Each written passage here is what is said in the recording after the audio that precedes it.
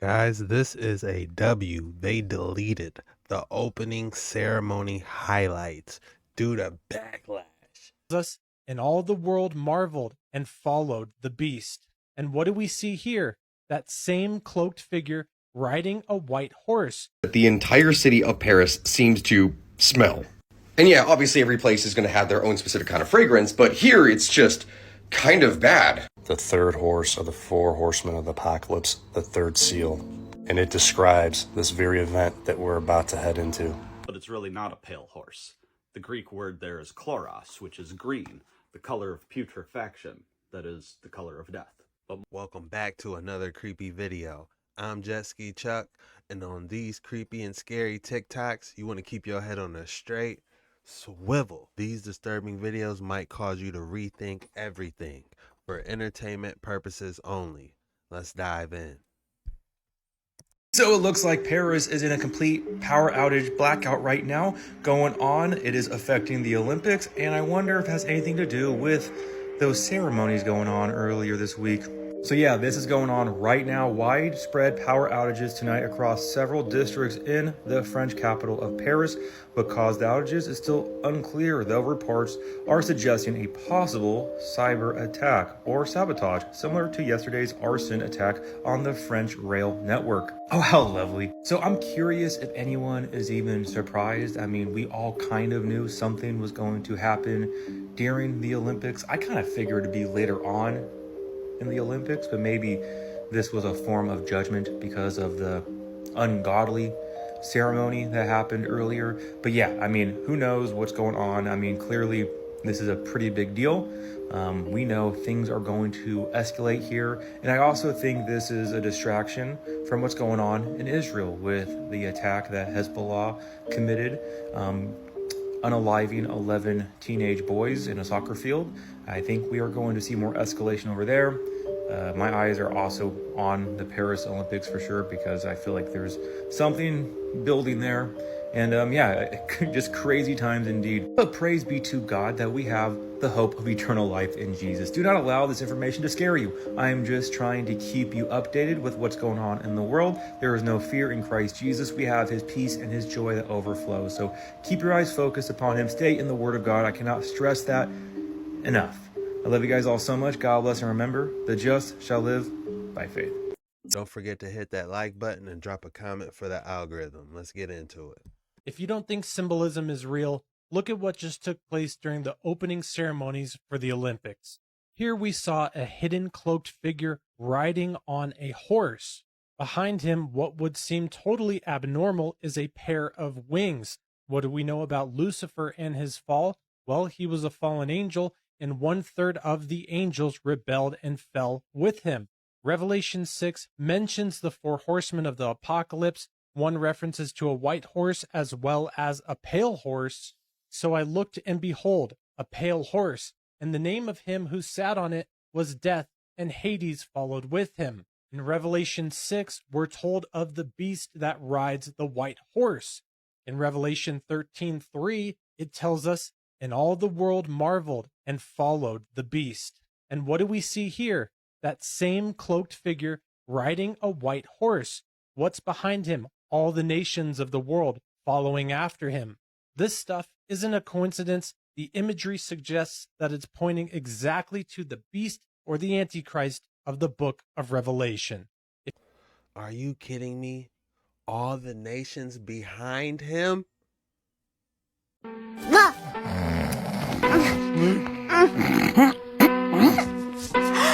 Everyone's gone. Oh, how embarrassing.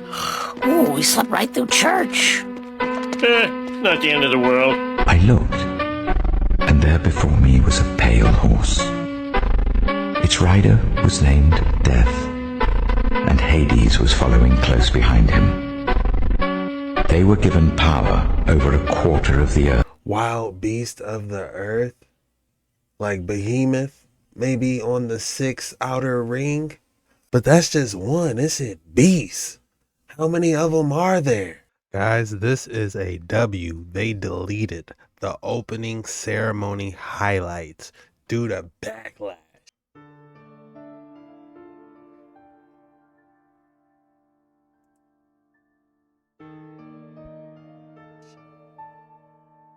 Muzz is not having it anymore. Y'all gotta knock it off. People ain't with the games anymore, y'all.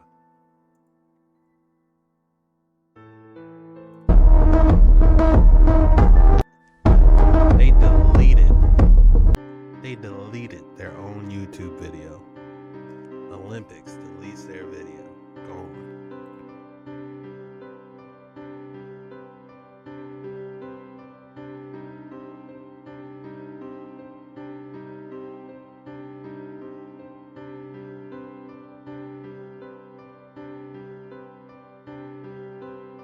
It reminds me of like a boss on Elden Ring or Dark Souls, or even Assassin's Creed, you know?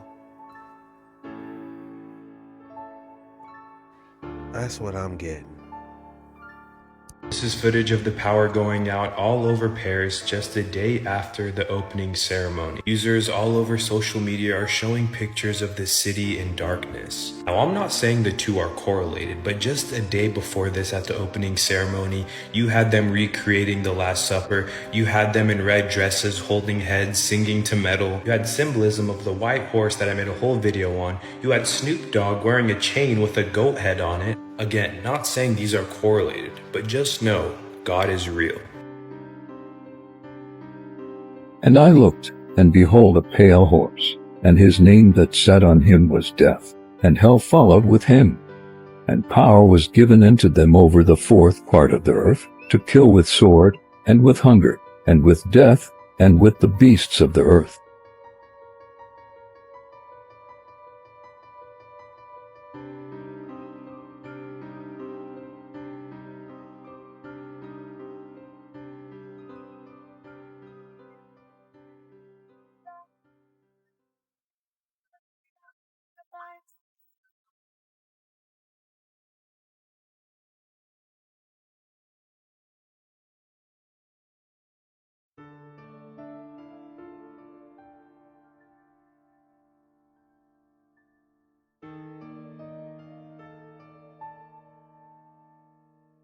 Olympics bring their ritual of the pale horse in the open ceremony, and if you know is a Revelation 6:8 that goes, "And I looked, and behold, a pale horse, and its rider's name was Death, and Hades followed him, and they were given authority over a fourth of the earth, to kill with sword, and with famine, and with pestilence, and by wild beasts of the earth." What do you guys think?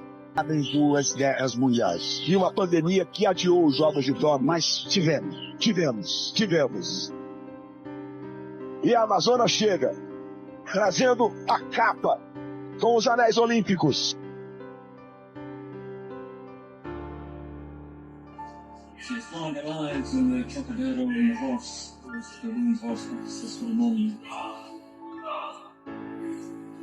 Spectacular entrance to the Trocadero. We sit here and wait. And looks like an all answer. I'm not sure the roads of Trocadero send you there sitting in the Trocadero.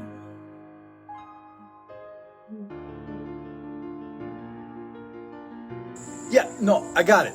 I get it. You can't even make a suggestion without getting globbed. The pale horse is more of a green tint, right? I understand that. So is this depicting the white horse? Look, the pale horse, death, famine, plague, the white horse rider coming to conquer, wearing a crown, having a bow.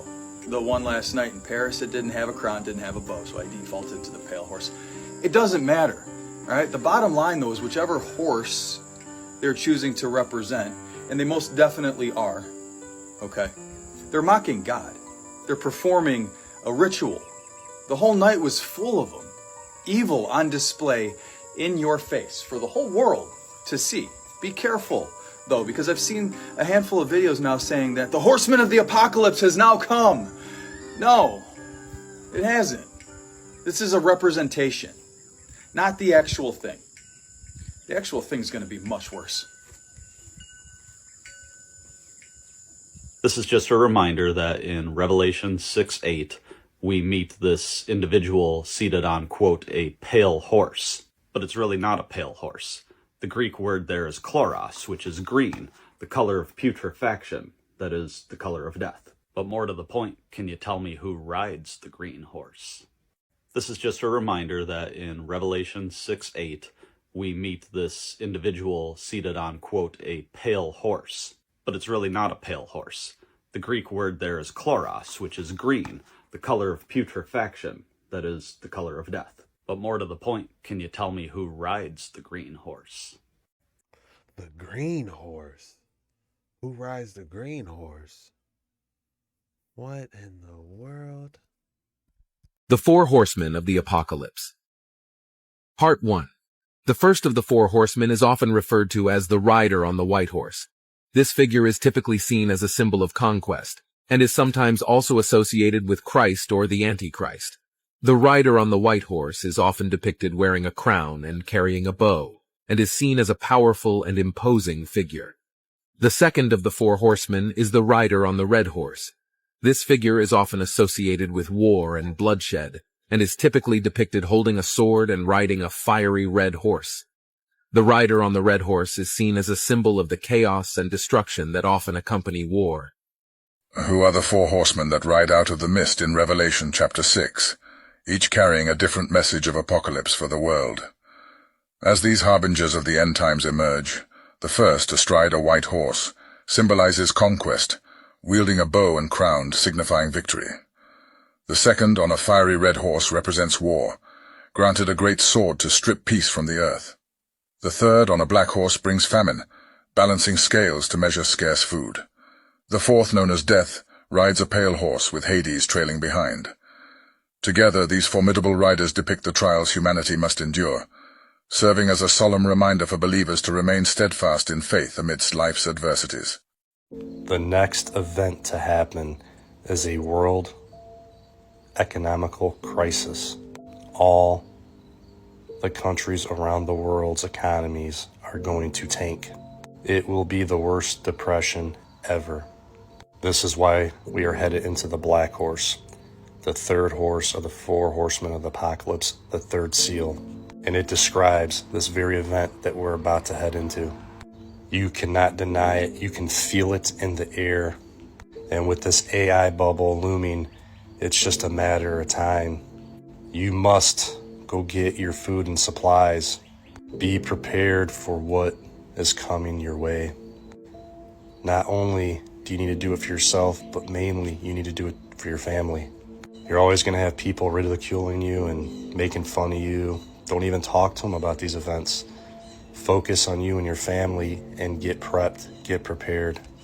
And don't tell anybody what you're buying, because trust me, memories will be the strongest when people got to think of who has food and water so they can provide it for their family, and they're going to remember what you were talking about.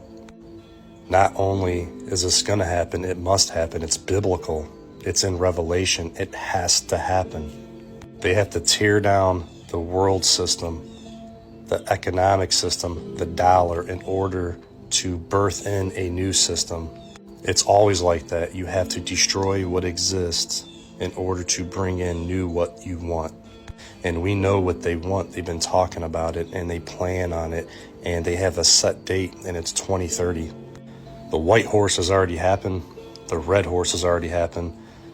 The black horse is going to begin. And then after the black horse has begun, we're going to go into the pale horse. And that's where all three of the horses combined start to add up for the events that are going to take place during the pale horse. And the white horse is the United States.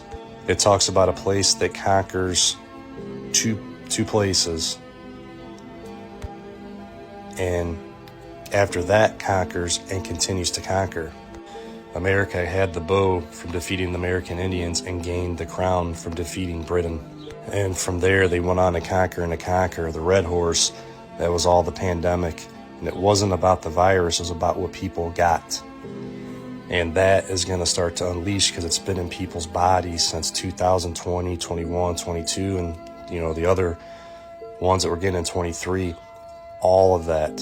And then the death from famine and from third world countries and from any country that can't afford to feed their people is all going to add up during the pale horse. And when the pale horse starts, it also says the beasts of the earth are going to be also the ones killing, and that's the governments. Get prepared. It's here. Get your food and water and supplies. Keep the word of God and the testimony of Jesus Christ. Build your treasures on earth now so you have them for the new earth. Don't let no man deceive you. Don't let nobody make a mockery of you. Don't be bothered when people call you a fool. Worry about getting your name in the book of life and your family, their name in the book of life. And you will have everlasting life, the eternal life. And if you haven't accepted Jesus Christ as your Lord and Savior, you must do it. Repent. He said, don't tell nobody how much stuff you got. Because when it hits the fan, they're going to remember, like, oh, yeah. Remember he said he had 3 crates of water and food? Yeah. That's insane. But if any of you guys watch Walking Dead, you know, it gets real out here.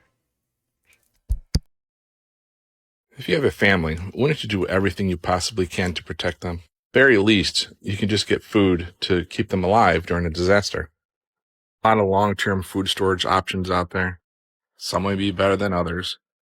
Those disasters, they happen, unfortunately. Forest fires, they happen. With some gas mask respirators for your family wouldn't be a bad idea. And getting emergency antibiotics is an awesome idea. Get your bags packed, ready to go. Backup emergency power, and solar panels to charge it. And the means to filter water when the water is just uncertain to be drinkable. One of the easiest things you can be doing right now. Just getting some water filters. There's a lot of options out there. And the radiation in your water could be a real thing. So get a radiation water removal filter. And get your basic medical supplies. Because you just never know when someone's going to get hurt. Do what's best for your family. Keep them safe. Prepper. Of course I have a ton of stuff I'll probably never need. I'm a prepper. Of course I got tons of powdered eggs and powdered milk and ReadyWise products. I'm a prepper. I have a tactical fishing backpack and I don't even like to fish. I'm a prepper. Of course I'm growing some plants in my office. I'm a prepper. Of course I have safes almost everywhere in my house. I'm a prepper. Of course I have solar panels in almost every room in my house, including the kids' toy room, along with a Jackery Explorer and a portable fridge. I'm a prepper. Of course I have a go bag or bug out bag in almost every room of the house as well. I'm a prepper. Of course I keep a safe in the back of my truck at all times. I'm a prepper. Of course I have 2 broken microwaves I use as EMP protection, along with gas and generators, just in case my power goes out. If you're a prepper, go ahead and stitch this video. I want to see what you guys do as well, because prepping's fun and there's nothing wrong with being prepared. So don't let anyone make you feel like you're crazy, because you're not. You're smart and prepared. Nothing wrong with that. I'm a prepper. Of course I Feel it coming in the air.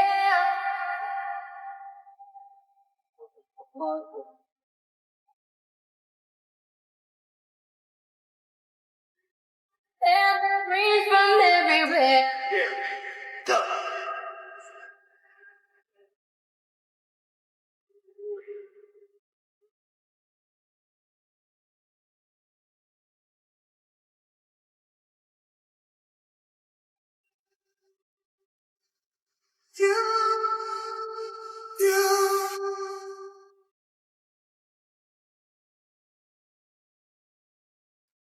I got a feeling she's going to put all that stuff back. Those Doritos are going to go bad in a month or 2, aren't they?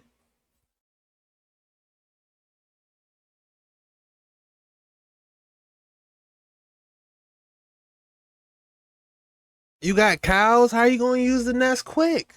Unless you got some cows on a farm, the milk's going to go bad, isn't it?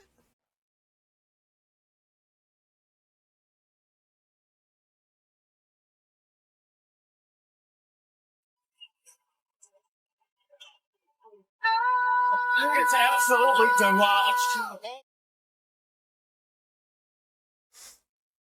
She got right in line and turned that video off, didn't she?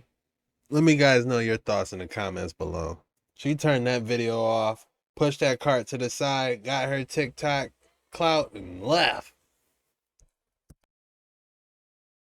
Here are 5 foods you could stock to help you survive doomsday. A collapse could come at any time, so it's important to be ready. Make sure to share this with family and friends so that they don't come asking for your supplies. First on the list would be ration bars. Different manufacturers make these things, but they typically have around 2,000 calories. a full day's worth of calories. They're small, compact, lightweight, reasonably priced, perfect for a bug-out bag or a bug-out vehicle or just an emergency situation to have on hand. About a 5-year shelf life. Second on the list would be dried beans. Stored properly in Mylar bags with oxygen absorbers, they can last for decades. They'll outlast you. They're rich in micronutrients and protein.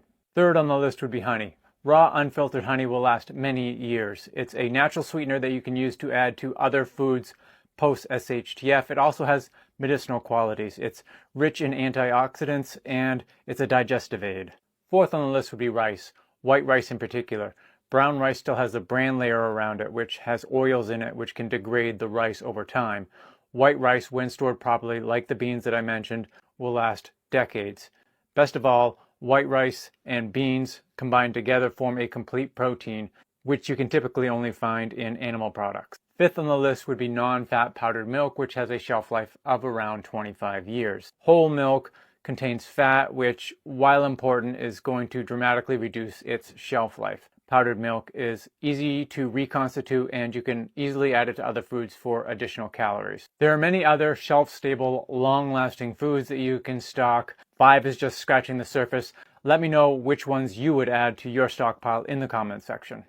Here are 5. Billionaires are prepping luxury doomsday bunkers with moats that set on fire. Instead of helping humanity with some of this $196 billion, he's going to build a house with fire moats. The newest trend for the uber rich is building underground shelters complete with $50,000 trapdoors, parking spaces for submarines. Parking spaces for submarines? Here's a literal rendering of how it would work in case of an external attack. According to builders of these luxury bunkers, the buying frenzy began after Meta founder Mark Zuckerberg announced that he was constructing a $100 million bunker in Hawaii. It got really busy, and it seems like the phone hasn't stopped ringing. World War III seems to be coming, Ron Hubbard, CEO of Atlas Survival Shelters, told The Hollywood Reporter. Renderings show a state-of-the-art medical room, complete with an MRI machine and top-of-the-line equipment. Of course, a state-of-the-art escape tunnel is a must, and so are bulletproof trapdoors leading to secret passageways. With the pandemic top of mind, builders have also thought of decontamination rooms. If the bunker somehow fails in apocalypse, parking spaces for extraction devices like super yachts, helicopters, and submarines can also be thoughtfully implemented into the space. Why do they want to live so bad? Number 2, ask yourself,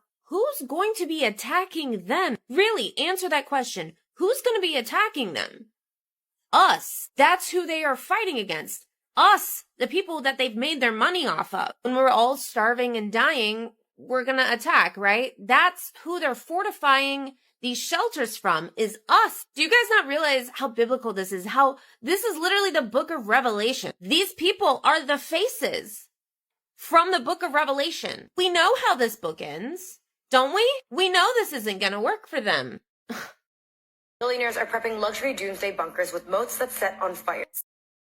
They got an MRI machine in their bunker. How hard are they going, y'all? That is hard to the paint. Submarine, super yachts. Damn. 5 places you want to avoid if shit hits the fan. 1. Highways, major roadways, city streets. These are going to be congested with traffic due to people trying to evacuate. People are going to be in road rage. Stay away from major roads. 2. Grocery stores, malls, and plazas. These are high populated area is going to be filled with people who are unprepared, in panic, and are looting. Stay away. 3. Hospitals. Make sure you're prepared for a medical emergency. Everyone who's sick or injured is going to try to come here for help, and they're not going to have time for you. Be prepared. And 4. Police stations and military bases. You might think that they're going to help you, but they're not. You're probably just going to get in their way. They want order, so they'll probably just lock you up and throw away a key. Don't go there. And 5. FEMA camps and shelters. Don't become a refugee. These places will probably run out of resources and you're going to be stuck there. Stay tuned for more great videos. Doomsday prepping doesn't have to be hard. Whether you call it shit hits the fan, emergency preps, some people just call it hoarding. But when you're prepping for your family, you don't have to make it hard. If you got extra cash to spend, you can buy these ready-wise, ready to eat, all packaged up, foods. You can also just stock up on foods. You can package away food in Mylar. You can put it in buckets to keep it protected.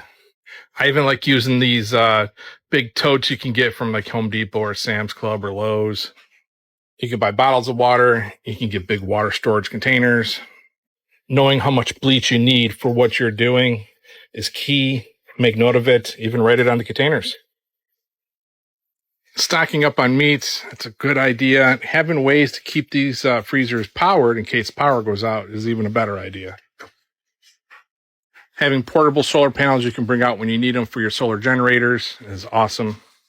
And ultimately, you're going to want to be able to protect your family and protect your food and your preps and everything you have, just in case. You don't have to make this hard. You can do a little bit at a time. But when that disaster hits... Bro had ammo, didn't he? He said, I'm protecting mines. How many of y'all thinking this far ahead, man? Let me know in the comments below. You know, I need to definitely get a little something brewing my damn self. I need to look into the electroculture, man, and get a self-sustaining garden popping. hits, you're going to want to be able to provide for your family. When you have preps like this, you want to take the time to get out and practice with them. So you know what you're doing and how to operate them. It becomes muscle memory then. Don't make it harder than it needs to be. Get what you use now so that you can always use it later. Just make sure you get the things that you're going to use so you don't waste it. And if there's an emergency, you'll have it. Doomsday prepping doesn't have to. When we drove through this locked gate in rural Indiana, we never could have imagined what was deep beneath the ground.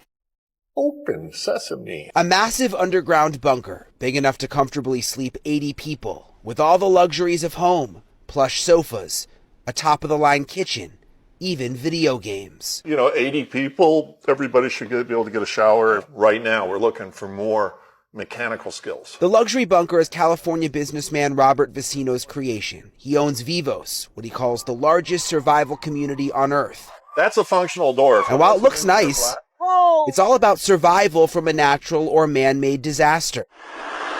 Bomb blast doors, generators, water filtration. Well, we have a couple of these. They're prepared for just about anything. If there was a tsunami and this entire area was underwater, how would you stay alive? Pray. No. Pray, yes, but what else? No, we designed the shelter to be sealed up like a submarine. Vecino says there's enough gas, food, and supplies to last a year. There's even a grow room to farm vegetables. It's prepping for doomsday with a luxurious twist. They're super comfortable.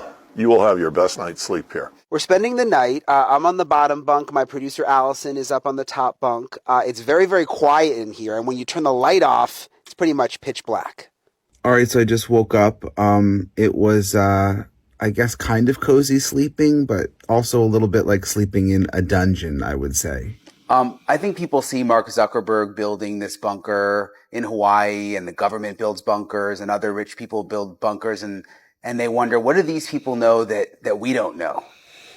They know a lot, okay? This is a form of insurance. It's life assurance, not insurance. It's to assure that you and your family members, if so be it, are going to survive. The worst states to be during a nuclear... I never hunted growing up, so, part of... Hey everybody, I have terrible news. In 2 months' time, our nation's entire electrical... A few months ago, there was a Russian warship loitering off the eastern coast, armed with nuclear weapons. Our government really didn't do much about it because it was in international waters, but it was just going back and forth, keeping an eye on things, and it could have done an EMP. Now, that very same ship is docked down in Cuba, being prepared with a bunch of extra food and ways to feed your family is a very important thing that everybody really should be doing. Having some portable solar panels, maybe a couple of those solar generators, is also an awesome idea. Water is going to be key, especially when you're using freeze-dried food. You need water to rehydrate, and you just don't know what's going to happen. So I'm an ER doctor. I like being prepared. If we lose grid power, I have solar and these Tesla power walls behind me. I have a bunch of medical gear for myself and my family in my home, including this medical kit that I created. And I actually started a company called Duration Health where we sell kits that look just like this, pre-packed with emergency medications prescribed to you by a doctor. So the way that it works is you go online, you build your kit, you meet on Zoom with one of our doctors, We write you all the prescriptions up front, and we ship you a custom kit. If you live in a remote area, or if you're traveling, if you end up in kind of an off-grid situation, at least you have an option to treat common and life-threatening illnesses when there is no doctor. I know that most people are not interested in this level of preparedness, but I do think there are some of you out there that are. So if this is something that you're interested in, check it out, durationhealth.com. Thanks for taking a look. I'm not a professional or giving any type of advice. Always seek professionals. Quick disclaimer, but you also want to look into natural remedies as well, stuff you can grow. I think one of you guys said like a lion's mane or something was really good, stuff like that. We're sitting in the middle of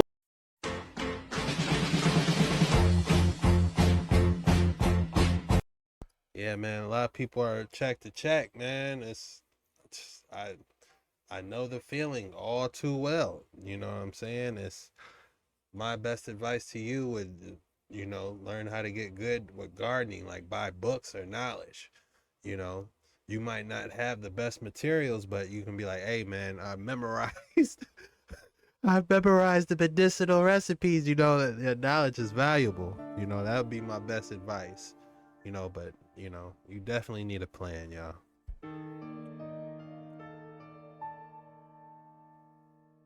Is it me, or are we starting to see signs of the four horsemen in the Revelations? And if you turn to Revelation 6, they talk about the seven seals. And when the first seal opened, the first horseman is released. He is a rider that's holding a bow and rode out to conquer, bent on conquest. So we all know what's going on in Ukraine, right? Yeah, how Russia is conquering Ukraine. And then we know in the beginning of sorrows, nation will rise against nation, sound like the conqueror. Does that not sound like this situation right here? The next horse is the fiery red horse that rides out to take peace from the earth and make people kill each other. And I'm not gonna lie to y'all, I haven't quite yet seen any signs of this horse yet. And then we have the black horse that sounded like Gargamel from the Smurfs. 2 pounds of wheat for a day's wages. 6 pounds of barley for a day's wages. And do not damage the oil or the wine. And I ain't gonna lie to y'all, gang, the way inflation looking right now, this might be around the corner. Carton of eggs is almost $5. And then we got the pale horse, the rider named Death. Yeah, Hades follows close behind him, and he was given power over 1/4 of the earth to kill by sword, famine, plague, and the wild beast of the earth. Now, yesterday we just had a man that died from the Black Plague, and they trying to find out everybody he was in contact with. Also, a man in Oregon last month was hit by the same plague. Just something to think about. The four horsemen of the final days. The first horseman, the white horse. Revelation 6, 1, 2. I watched as the Lamb opened the first of the 7 seals. Then I heard one of the 4 living creatures say in a voice like thunder, "Come!" I looked, and there before me was a white horse. Its rider held a bow, and he was given a crown, and he rode out as a conqueror bent on conquest. This horseman is often interpreted as representing conquest or the spread of false peace. He carries a bow and is given a crown symbolizing his authority. The red horse. Revelation 6, 3, 4. When the Lamb opened the second seal, I heard the second living creature say, "Come!" Then another horse came out, a fiery red one. Its rider was given power to take peace from the earth and to make people kill each other. To him was given a large sword. This horseman represents bloodshed. The black horse. Revelation 6, 5, 6. When the Lamb opened the third seal, I heard the third living creature say, "Come!" I looked, and there before me was a black horse. Its rider was holding a pair of scales in his hand. Then I heard what sounded like a voice among the 4 living creatures saying, 2 pounds of wheat for a day's wages, and 6 pounds of barley for a day's wages, and do not damage the oil and the wine. This horseman symbolizes famine and scarcity. The pale horse. Revelation 6, 7, 8. When the Lamb opened the 4th seal, I heard the voice of the 4th living creature say, "Come!" I looked, and there before me was a pale horse. Its rider was named Death, and Hades was following close behind him. They were given power over 1/4 of the earth to kill by sword, famine, and plague, and by the wild beasts of the earth. This horseman is referred to as Death and the realm of the dead. He was given authority over 1/4 of the earth to bring about death through various means. The appearance of these horsemen signifies the escalation of catastrophic events that will occur before the final judgment. This is the end of this episode. Follow for more. Did you know that the Bible talks about 4 horsemen that'll come during the apocalypse? First horse the Bible talks about is the white horse of the apocalypse, and it is commonly referred to as the horse that'll bring in the Antichrist as he carries a bow and he conquers. Second horse is the red horse. Many interpret this red horse to be war on a massive scale. The third horse is a black horse, and its rider is noted as carrying scales. And its interpretation is that this rider is a merchant, as the price of bread will cost an entire day's wage during the apocalypse. The last horse is a pale horse, and it's the only rider who has a name, and the name of the person riding the horse is Death himself. A quarter of the earth will die, according to the Bible. If you know Jesus is coming to take you home before the apocalypse, I want you to comment, "I love Jesus," and follow or subscribe to this page right now. A day's wage for bread? You have to work all day just for, a loaf of bread? That would be ridiculous. It feels like super taxation.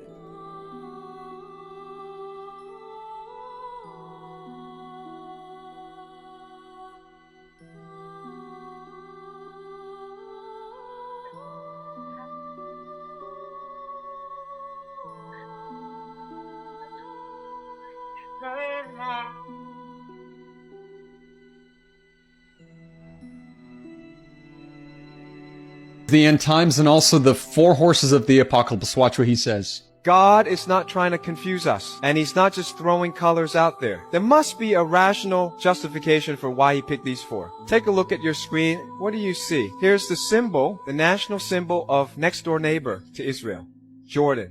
What colors do you see? Can you help me here? White, red, black, and green. And then if you go next door, inside the territory of Israel, there is the Palestinian, symbolized by that flag. What colors do you see on the national flag of Sudan? Let's go to Kuwait. Let's go to the United Arab Emirates. What colors do you see? All right, well, let's just go to Libya because it could just be coincidence here. Okay, let's go to Afghanistan. What do you see? Let's go to Syria. What do you see? Let's go to Iraq. What do you see? I wonder if God has successfully communicated something. If you know that the 4 horsemen of the apocalypse are a sign of the end of times, let me explain.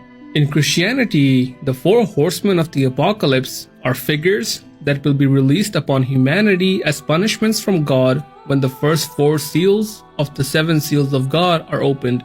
They will bring about the apocalypse and the last judgment from God. The 4 horsemen of the apocalypse are conquest, war, famine, and death. The horsemen of conquest will ride a white horse and appear with a bow and a crown and could symbolize the Antichrist. The horsemen of war will ride on a red horse that could symbolize either a civil war or the persecution of Christians. The horsemen of famine will ride on a black horse and carry a balancing scale. The horsemen of death will ride a pale horse who will be allowed to annihilate humans with his sword, famine, and pestilence. The 4 horsemen of the apocalypse. War. Pestilence.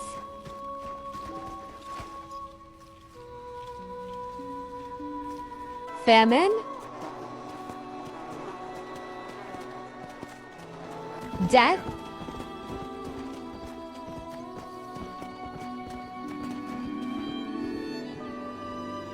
We are the horsemen. Arn came up with the name one time. And one day on TV, he just said, we're like the 4 horsemen of the apocalypse. And he went like this, and the rest is history. Diamonds are forever. The 4 horsemen are forever. The 4 horsemen were awesome because each individual person in the horsemen was excellent. We are the studs in professional wrestling. 4 horsemen like a dynasty. They're like the San Antonio Spurs. They won championships over and over numerous times. When you're the world champion, you always hang out with the elite people. You look at the great Tony Blanchard, the United States heavyweight champion, right here. The national tag team champion, only in Arn Anderson, and the new world and I mean world television champion, the great Arn Anderson. We control wrestling.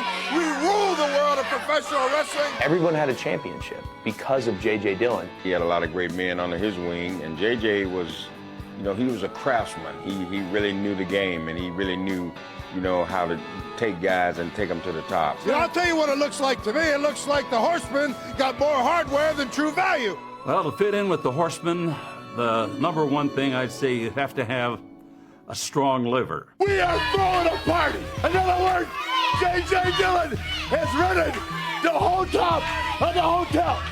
The original thing with the Horsemen was that they all had Rolexes. They were flying around in jets. They were riding around in limos. They were going and partying at the beach and then going to the show. They were all super tan.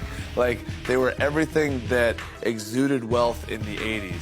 And all four of them were exactly that. You drive nice cars, you live in big houses, woo, and you style and profile in $1,000 suits, $1,000 shoes, big Rolex watches. You saw the party on television, and as soon as it was over with, the party never stopped. But Ric Flair, still going.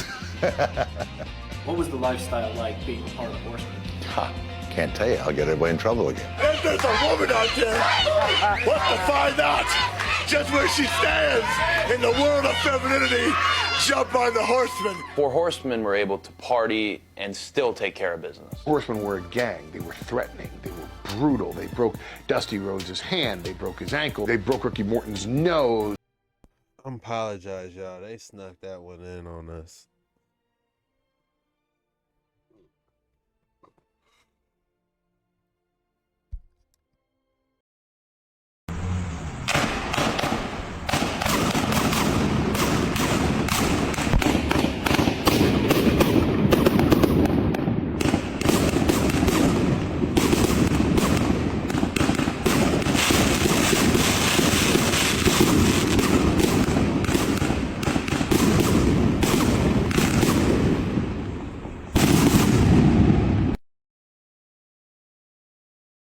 Damn, that was one firecracker? That was impressive. The Four Horsemen.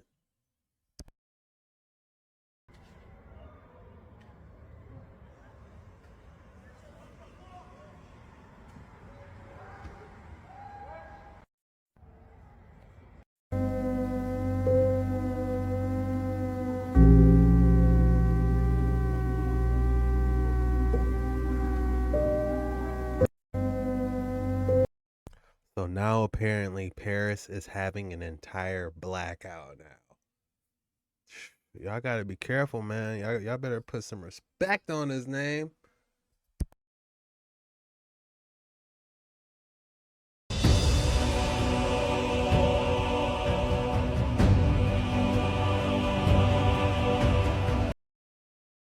Wow. So there's only lights at the church now? Unbelievable. The only place in Paris that has lights is the church. So for those of you who know, the other day there was some drag people who decided to mock God by, I guess, replicating the Last Supper with drag. So God has spoken. There's been a blackout in Paris, right? A full blackout, you can see in the picture, right? And I mean, if you decide to, mock God, right, then God will speak, I mean, Jesus Christ is king, man. It means there's actually proof of it, If you decide to mock Jesus Christ, right, mock his followers, mock his death, right, mock the Last Supper, then you're going to get hit with God's, full wrath, And there's literally a blackout here, right? So do not mock Jesus Christ, the King of Kings. Every tongue will confess that Jesus Christ is Lord.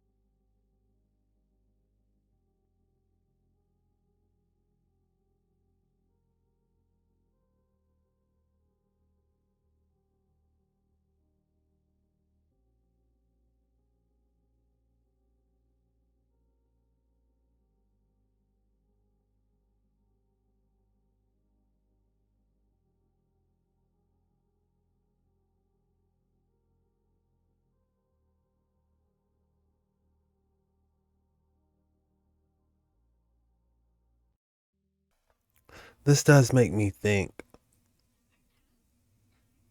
maybe it's still under its own ancient power.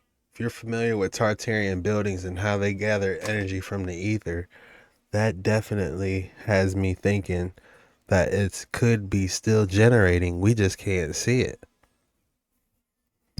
Its own power source.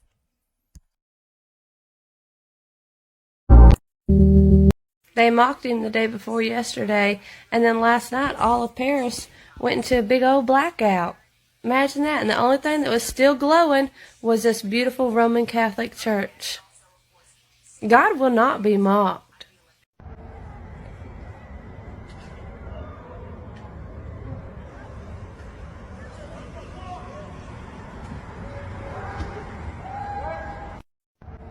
And nothing can go wrong. Oh no, it all went wrong. Shalom, family. It's just in.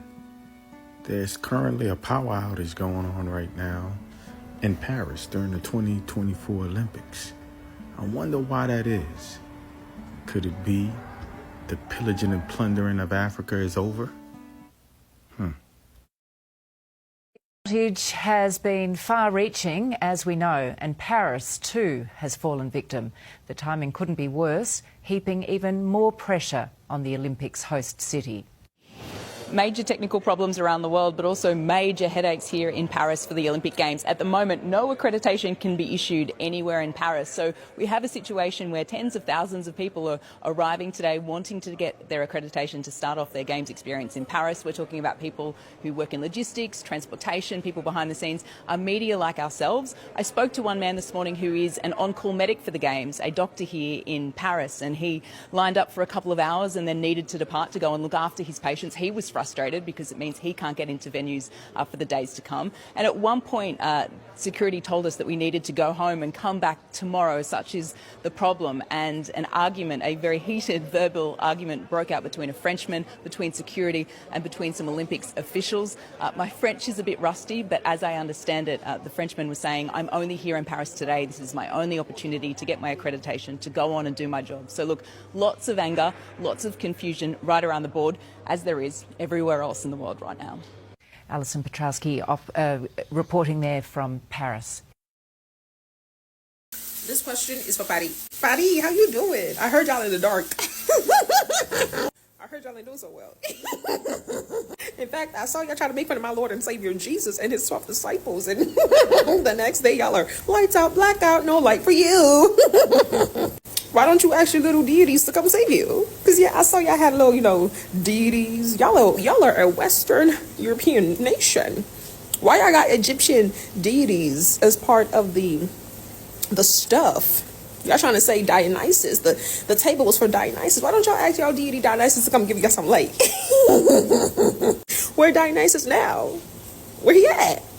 Where they at? Whatever the pronouns are. Where they at? Ask that deity to come save your ass. Oh, better yet, I see y'all got a statue of Baal up in there. Y'all try to call it some other golden calf. That golden calf is a statue of Baal. Why don't y'all ask Baal to come save you? To come bring back your lights. Because it seems to be lights out, darky darky. Y'all worshiping a lot of gods. Isn't that the purpose of the Olympics, to come worship your deities? Your deities are not helping you. They're leaving you out to dry, or in this case, out in the dark. And they even let you have a flood the day of the opening ceremony. Isn't that crazy? Oh, well. Good luck, Patty. Let me know when one of your gods save you. This question is for Patty. Hey, she's hilarious. But that goes not to say that, not everyone over there probably isn't evil. There's probably some, the righteous remnant over there too. They just caught in the crossfire. So my prayers go out to them, and I hope that they're all right during these tough times, honestly. But y'all was all the ceremonies, doing all the dark stuff, all the symbolism. It's so ironic. It's like, all right, y'all want to be dark? Let me show you dark. What is there to do in Paris anyway besides the Eiffel Tower? Is it just food and Eiffel Tower? Is that it in Paris? Or is it overrated? Let's see.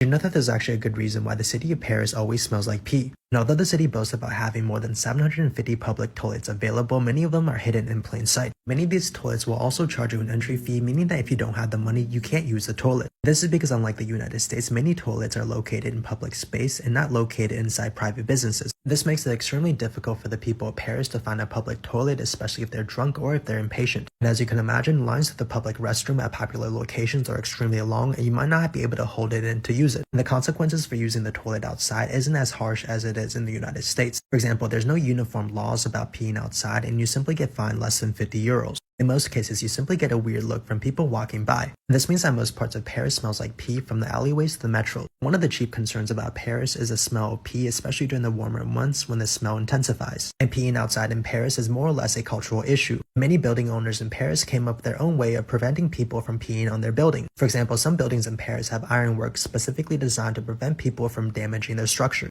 Did you know that this is actually something that took me completely by surprise when I got out of the taxi here. The very first thing that I noticed when I got out of the taxi was that the entire city of Paris seems to smell. And yeah, obviously every place is going to have their own specific kind of fragrance, but here it's just kind of bad. Like, we get out of the taxi and the first thing that I notice is that everything seems to kind of smell like a porta potty in summer where the smell has just diffused over the general area. You know, it's not immediately right next to you, so it's not strong, but it's there and it just kind of tickles the back of your senses. And I'm pretty sure that Paris knows this is the case because when we got out of the taxi, there was an entire cleaning crew with a truck that was just walking up and down the street, spraying it all down with water. I thought it was a joke, but they're not going to be getting rid of the smell that easily. Yeah, this is actually something that took me completely...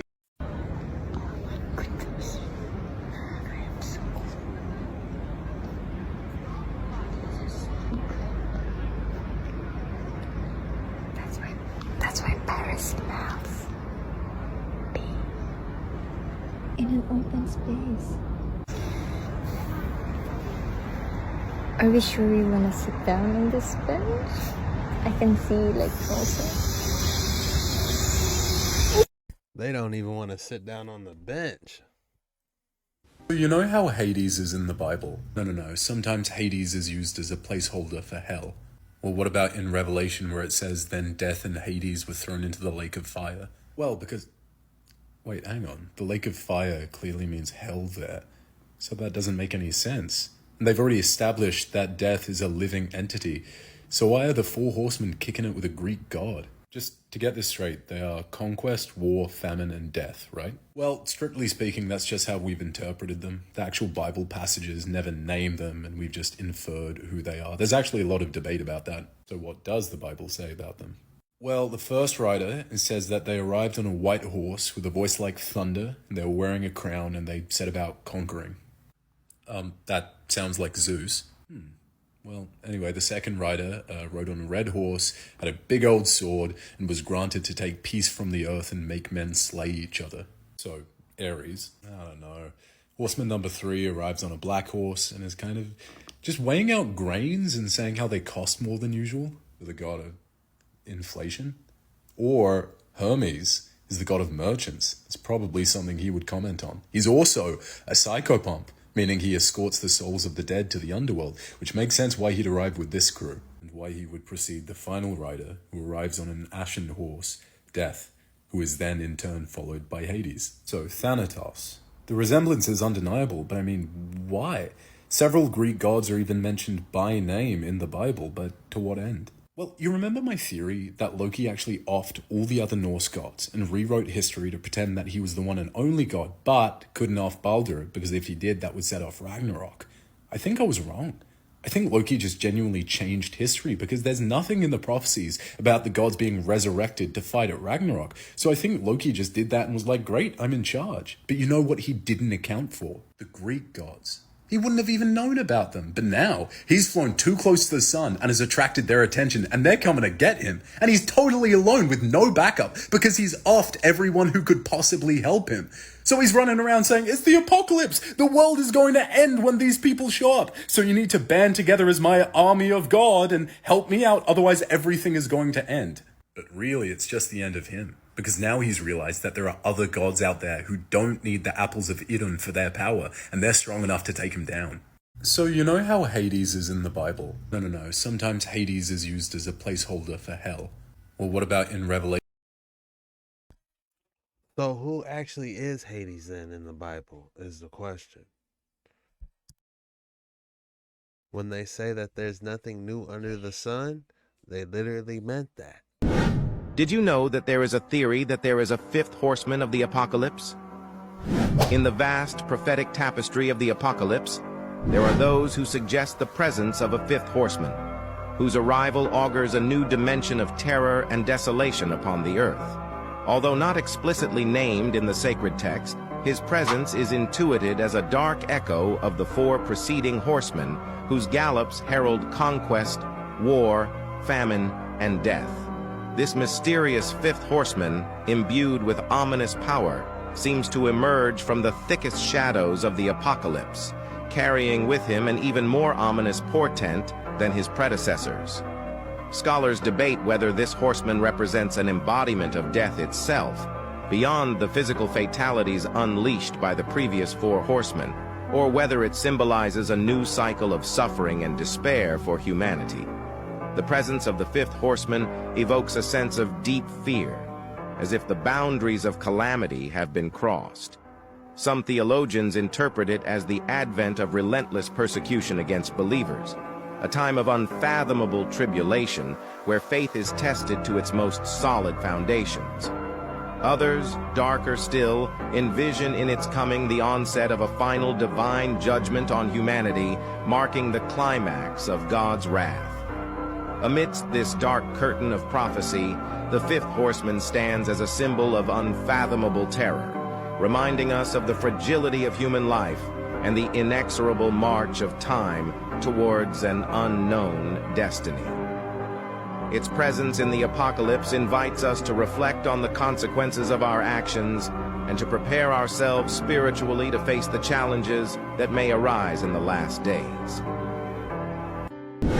Did you know that there is a theory that there is a fifth horseman of the apocalypse?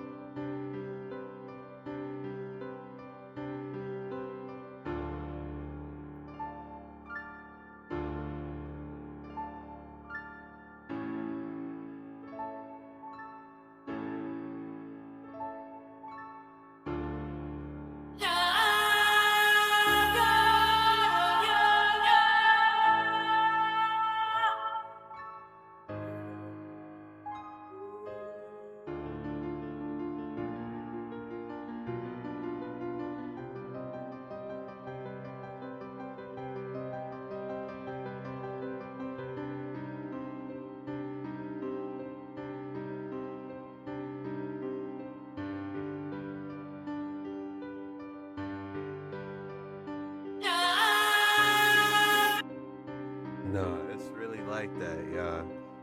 If you haven't already, go back and check out my dragon series, my dragon playlist. All the videos I got dragons, Leviathan on it, Godzilla coming true. Hey, check it out. This is got some truth to it. They mention dragon in the Bible.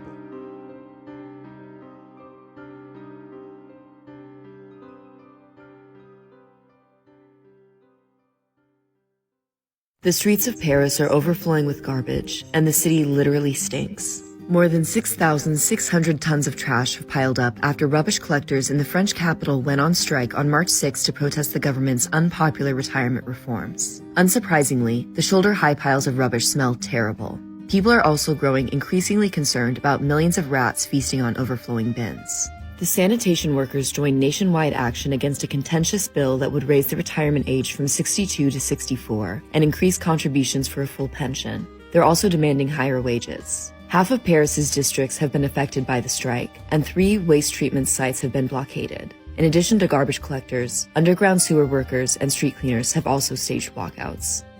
The streets of Paris are overflowing. Hi, how is the smell? How is the Grabe. how is the smell? Grabe, pwede na akong mangingit. How is the smell of this subway? It's giving Zimbabwe. So why is it? It's giving Zimbabwe. It's giving Zimbabwe. You see, market on the side of the road. You see, my business is booming. Taking a clip every time someone smells like booty cheeks in Paris. If you think that's bad, wait until you find out why perfume was made. Take It looks like all they got is the Eiffel Tower, man. What's so great about Paris, man? We need a new city of love, man. Paris ain't it no more. The romantic, that's over and done with. The romantic kissing, the eating, all that, that's over with. We need to nominate a new place.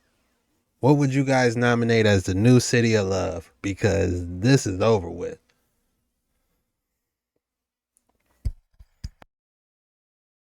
So it's your first time visiting Paris? Then listen up. Here are 5 touristy things you need to visit. Any trip to the French capital will undoubtedly include a long list of monuments. Some worth mentioning are the Arc de Triomphe and nearby Champs-Élysées, walking from the Moulin Rouge to the Basilique du Sacré-Cœur, the Galerie Lafayette for their free rooftop, the Lower Canal Saint-Martin, the Notre Dame, the Pantheon, and the Grand Mosque of Paris. For a different side of the city, check out the Paris Catacombs, an eerie network of tunnels that transport you back in time to the city's complicated past, all while venturing over 50 feet underground. Trust me, you won't ever forget this. All the exploring though is bound to make you hungry. Thankfully, you're in a city known for its delicious food. I made a previous video on my favorite food spots, so check that out for more info, but some noteworthy places are Tran Tran Zai, Chez Alan Miam Miam, and Bouillon Chartier. Next up, a place that no first-time visitor can skip, the Eiffel Tower. Climbing it is like a rite of passage. Just make sure to book your tickets ahead of time. Once you're done, take a stroll along the nearby Seine, walking north towards the city center for amazing views. Lastly, I have 2 options for you. You can either stay in Paris and visit the Louvre, the world's largest and possibly most famous museum, or take a trip to the Palace of Versailles. I just made a whole video on that, so check that out for more info and make sure to follow for more travel tips and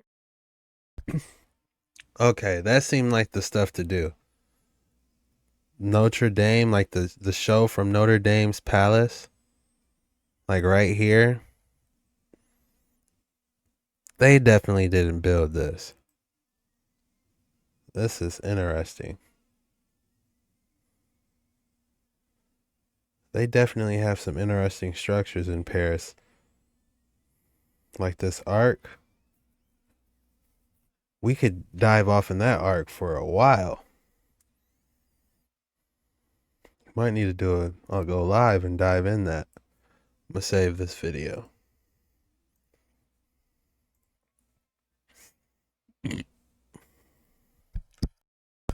But yeah, guys, it looks like Paris does have some interesting architecture that I would love to see in that museum, but right now it's just they need a break, man. We gotta let Paris regroup, man. They doing a lot. It sounds like it stinks. Power is going out. They doing the most with the symbolism, man. Let me know your guys' thoughts below. I had to cover this to dive in a little bit more with the horsemen, and just I wanted to dive in a little bit more and see what else they had going on with the blackout as well. But we may have to do it one more time and look at those ancient structures like the giant museum they got, that arch, all those monuments. They hold significant value, especially that church. How the church was able to stay powered up after all the power went off just shows a testament to the ancient technology, if you ask me. Um, Also to the Most High, you know what I'm saying, for giving us the knowledge to do all this stuff. But if you guys made it this far, be sure you hit a like and subscribe. I'll see you on the next one. Peace out.